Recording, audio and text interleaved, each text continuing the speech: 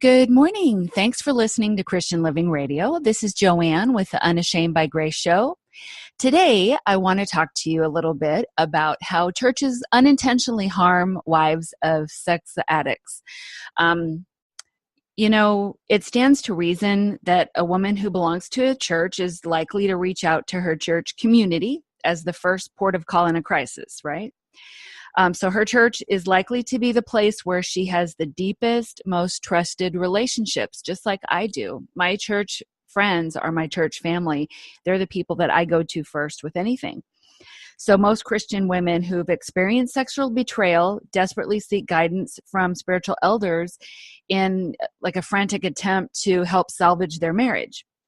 So with this being said, the church holds a very important responsibility and an amazing privilege in ministering to the betrayed spouse, because after all, Christ didn't come just to heal the healthy. He came to bind up the brokenhearted.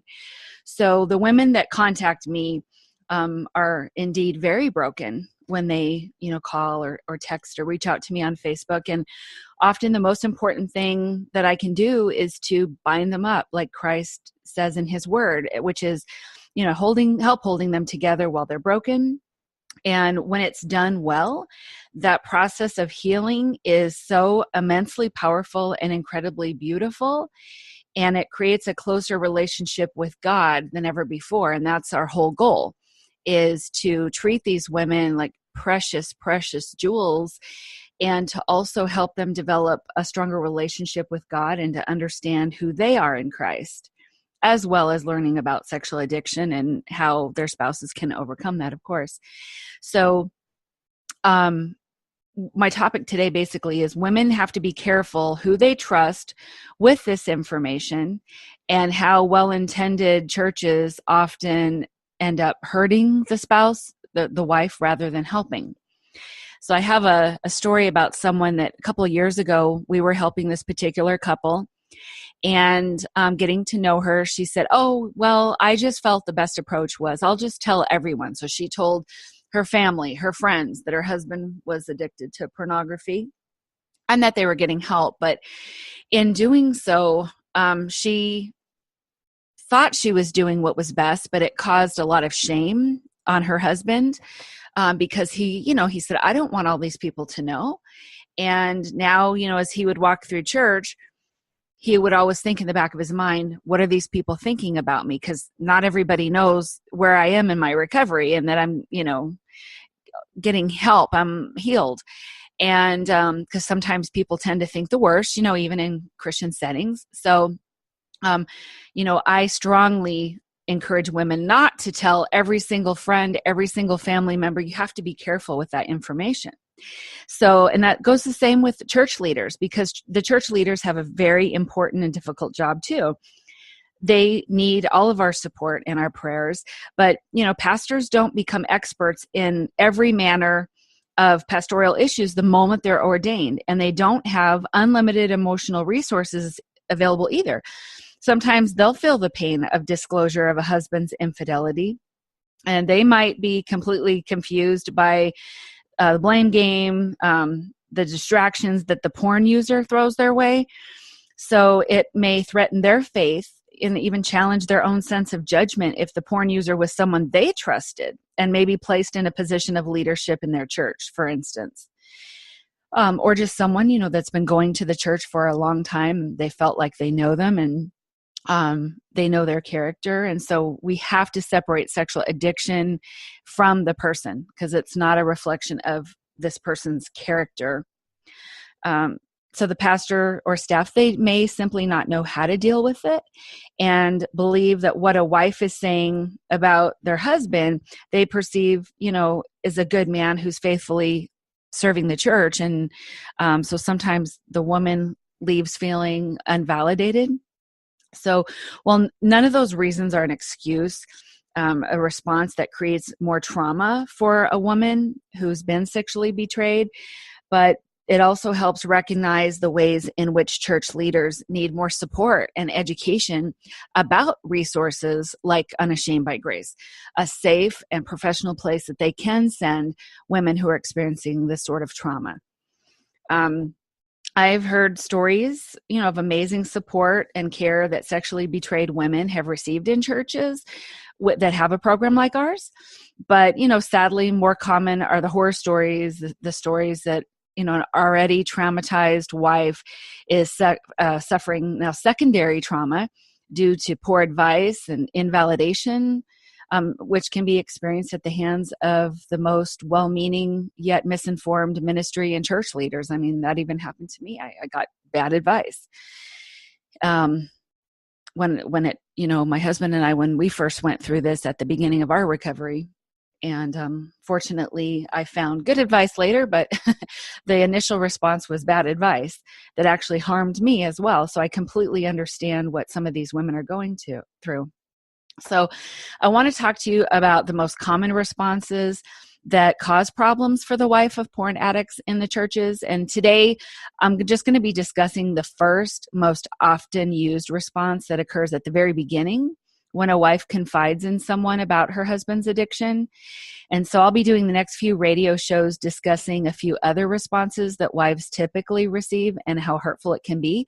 But today I want to talk about usually the first response that they get. And so the one today is churches will sometimes minimize the pain or encourage others to minimize her pain.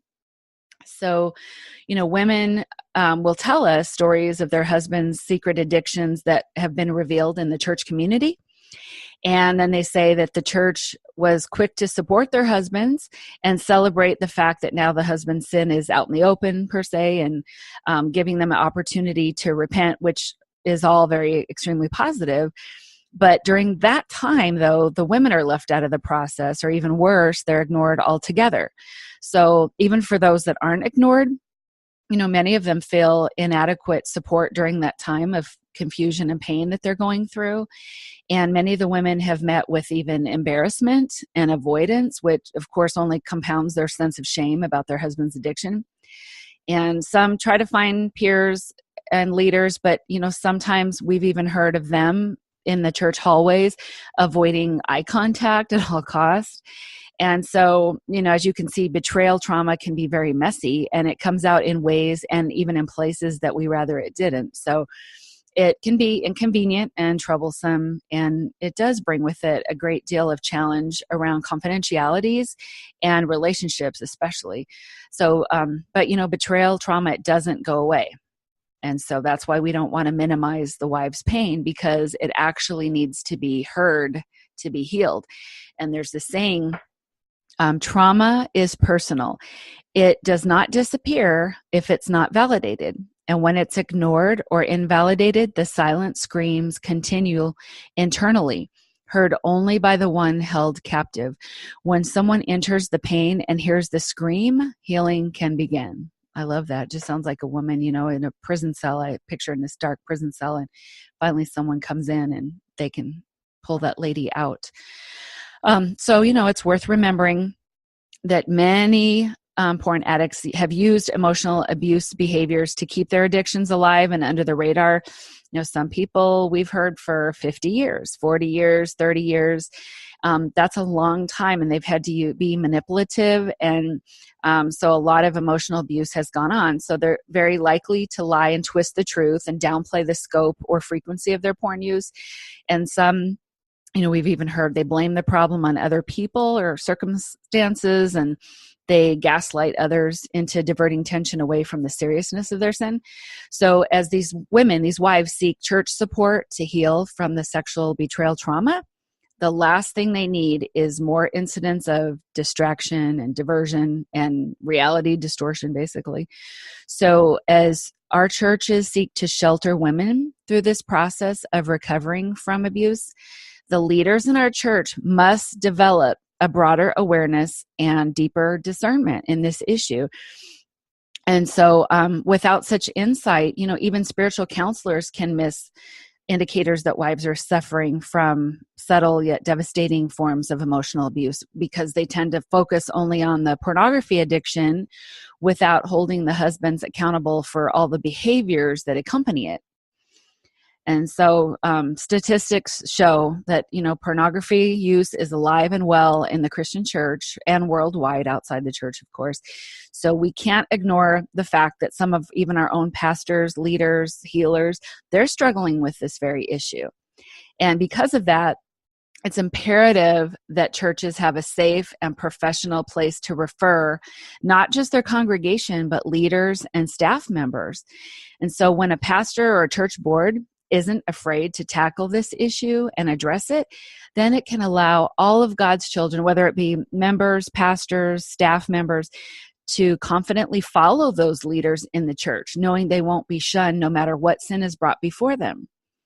Because we've, of course, heard a few years ago here in Arizona, there was a huge church, and when the senior pastor's sin of sexual addiction became known, the church immediately fired him. And what does that tell the congregation? That tells the congregation, don't even come to us with anything related to sexual addiction, because we fired the pastor, so how much more are we going to treat the members in our church who comes to us?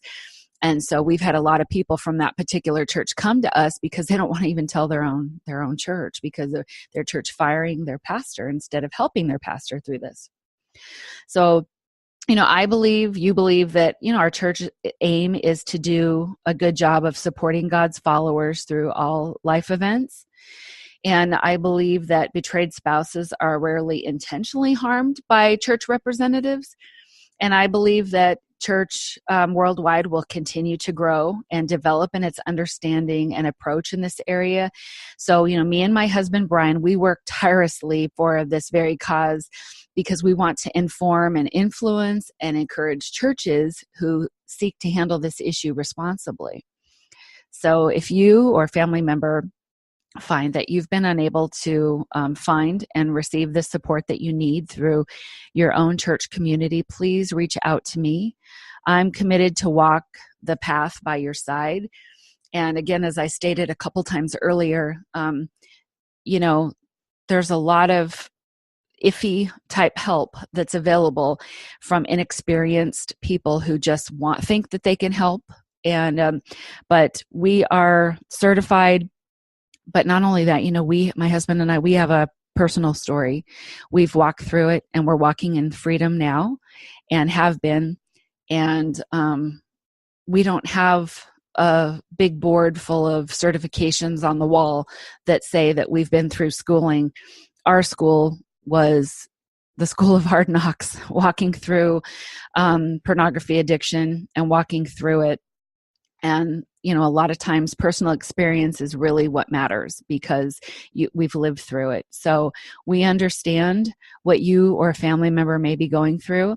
And so not only do we work with men and women that are sexually addicted, but me personally, I work with the wives, the spouses of the sexually addicted men. And I have a program that will help you. So please reach out to us either on our Facebook page, Unashamed by Grace. You can also contact us on our website, unashamedbygrace.org. And there's phone numbers on there if you would rather call or text. You can even email from the website. And thank you again for listening. The next show, I'll talk about the second reason, the second response that women in the churches tend to receive that can be harmful, just so you can be aware in case you ever, fall into this particular category and this happens to you or a family member, you'll know exactly what to do to get them immediate help so their trauma and their grief is not delayed. So again, thank you for listening to Christian Living Radio. We love you. This is Joanne with Unashamed by Grace. Thank you so much again, Joanne, for another show that is just filled with great content and information for the people out there listening or going through. This is Pastor G. You're listening to ChristianLivingRadio.com. We do appreciate you tuning in each week and sharing it with your friends. Remember to click the like button and subscribe to our YouTube channel. And just spread the good news of what we're doing. And may God's best be yours. Until next time, this is Pastor G. God bless.